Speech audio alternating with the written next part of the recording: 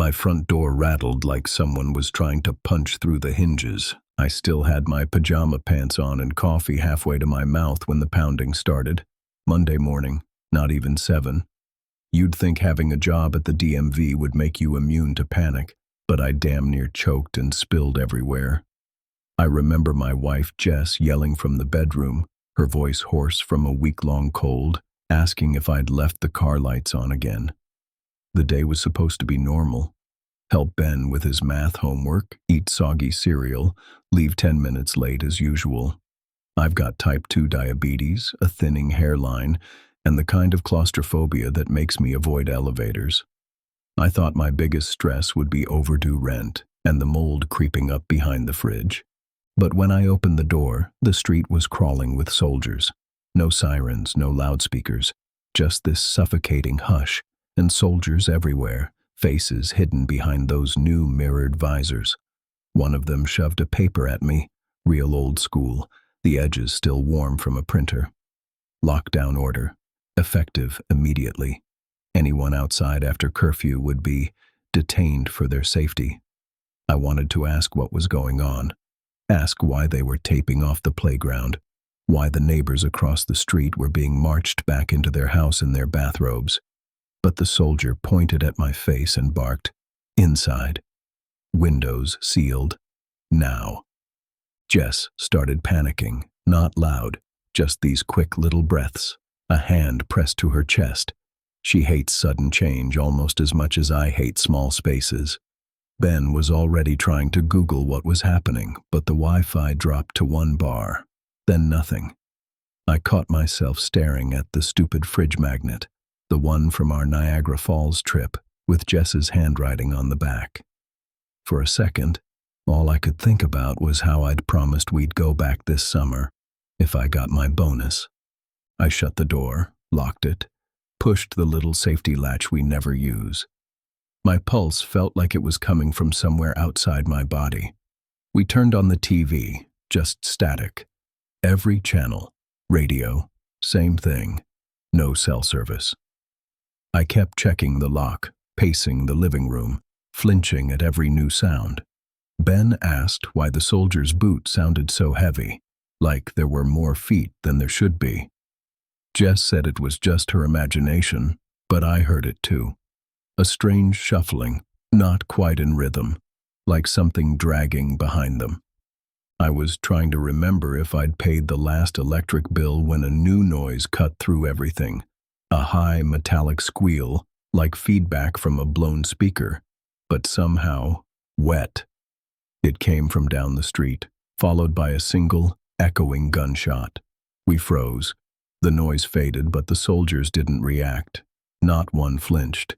They just kept patrolling, boots scraping and thudding, and that shuffling, dragging sound moving closer. I realized our living room window was still cracked open. I had to get to it before whatever was making that noise got any nearer. I stumbled toward the window, heart pounding, still gripping my cold mug. The crack was only 2 inches wide, but it felt like a gaping hole.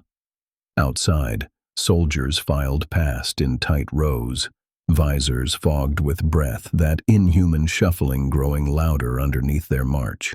I slid the window shut, fumbled the latch, and drew the curtains tight. My hands were slick with sweat. Ben asked if we should move to the basement, but I told him to stay put. Truth is, I hate the basement. It's like being buried alive. I tried not to let the fear show, but Jess caught the tremor in my voice. Something scraped across our porch, a metal-on-metal screech like a shovel dragged over nails. I bit down on a whimper. Jess crept to the peephole, her knuckles white, and hissed my name. She wouldn't move. I eased up beside her, heart crawling up my throat, and looked out. At the edge of the yard, where our neighbor's azaleas grew wild, something was moving. Not a person, not an animal. A lump the size of a grown man wrapped in army green plastic sliding over the grass. No legs, no face. The soldiers ignored it. One brushed right past as it oozed over the sidewalk, that same wet metallic wine leaking from inside the mass. The streetlights flickered and dimmed as it passed beneath. I nearly dropped my mug. Jess whispered, "Did you see its shadow?" Her voice was almost gone. The thing cast 3 jagged shadows, none matching its shape. Ben clutched his stuffed raccoon, the one he never lets anyone touch, and started crying without sound. I didn't know what to do. I felt useless, trapped, again, by my own skin and bones and dumb fear of small spaces. My head spun with thoughts of overdue bills, my diabetic meds in the bathroom, running out of groceries, being buried here with my family, and that thing outside. The front porch creaked. The plastic mass was right up against our steps now, leaving a shiny trail behind it. It stopped. The metallic whine shifted, sounding almost like a broken voice, and our TV popped on by itself. Static at first, then a flicker of an image. A soldier's mirrored visor reflecting a face that wasn't human, teeth too long, eyes like cracked glass. The power flickered and the house plunged into silence. A single knock echoed from the back door. Jess screamed just once, and Ben dropped the raccoon. I tried to move, to do something, anything, but my legs locked up, useless as the phone lines. The scraping started again, closer now, like metal teeth grinding right under our floorboards. The scraping didn't stop. It grew sharper, angrier, like something impatient clawing at the bones of the house. Jess backed away from the door, shaking, her nails digging into my arm. I smelled something sour, metallic, like pennies and burned wires, wafting up from the floorboards. Ben whimpered, his knees pulled tight to his chest, eyes locked on the dropped raccoon, but too scared to reach for it. The living room lights flickered once, twice, then died completely. I squinted into the dark, barely able to make out Jess's silhouette by the glow of the microwave clock in the kitchen. The knock came again, this time harder, so hard the glass in the back door rattled. I glanced around for anything, something to wedge the door, but all I saw was the folding chair we used for Christmas dinners and a broken umbrella jammed behind the shoe rack. My phone, useless for calls, vibrated in my pocket. No number, just a message. "Whatever you do, don't look at the reflections." My hand shook so bad I almost dropped the phone. I wanted to ask Jess if she'd gotten anything, but she was already clutching hers, staring at the same message. The scraping grew frantic, then suddenly stopped. Silence hung heavy for half a breath.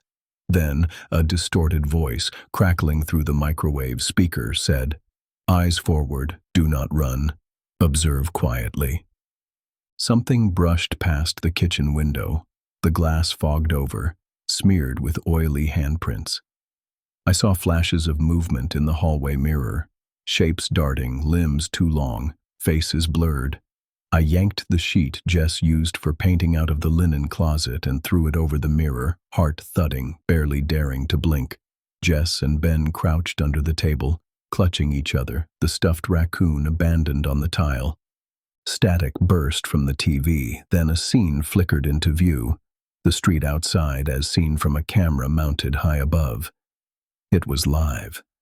The soldiers circled something in the intersection, guns up, visors gleaming with inhuman light. The plastic mass was splitting open, something writhing inside, limbs sprouting and folding back on themselves, leaking black liquid that fizzed when it touched the pavement. The soldiers didn't shoot. They started chanting, garbled syllables, broken English, voices layered so it sounded like a dozen people speaking through one mouth. I forced myself to look away, but not before I caught my own reflection in the microwave door, pale and distorted, eyes too wide.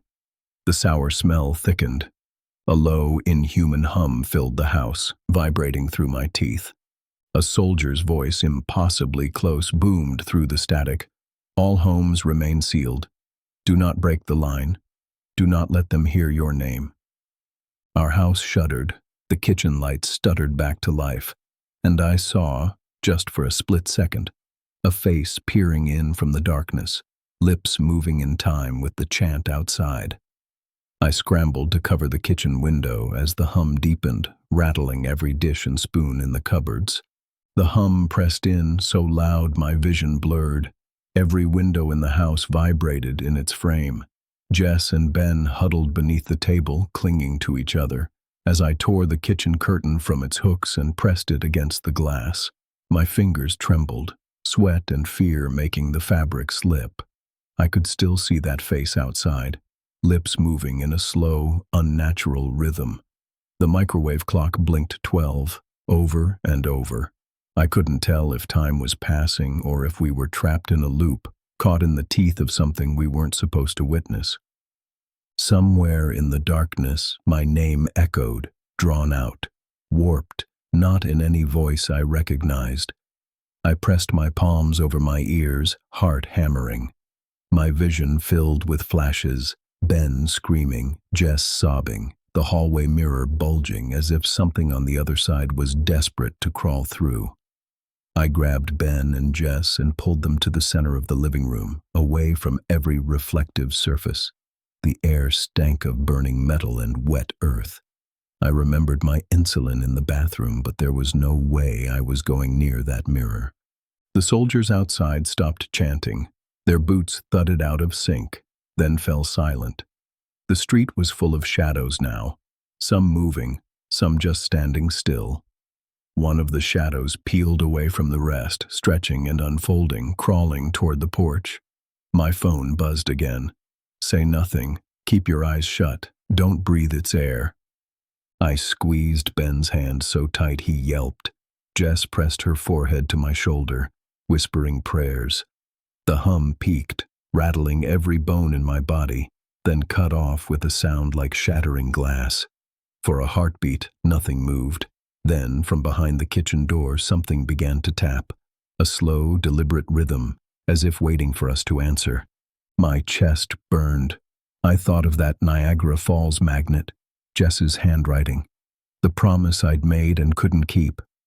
I thought of overdue rent, of my son's small fingers clutching my shirt, of my own shame at being paralyzed by fear when my family needed me most. I couldn't move, couldn't answer, couldn't do anything but squeeze my eyes shut and pray the sun would rise. Outside, the voices melted away.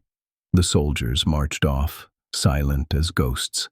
The thing on the porch dragged itself back into the street, dissolving into the mess of shadows.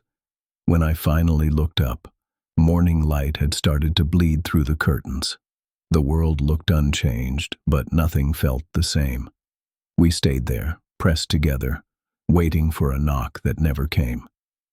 If you made it this far, don't forget to subscribe to Dark Whispers for more stories that dig under your skin. Leave a comment if you think you know what was really behind the lockdown. And remember, sometimes the scariest things are the ones the government doesn't want you to see.